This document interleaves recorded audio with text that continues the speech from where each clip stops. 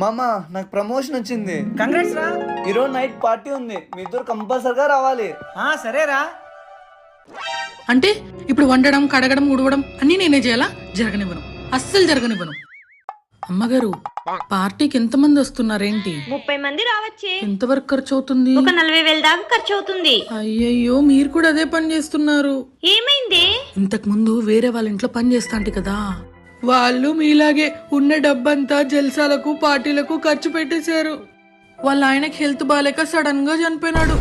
వాళ్ళ బంధువులు ఒక్కరు కూడా హెల్ప్ చేయలేదు. పాపం వాళ్ళు పార్టీలు చేసుకోకపోయింటే వాళ్ళ ఆయన బతికేవాడు.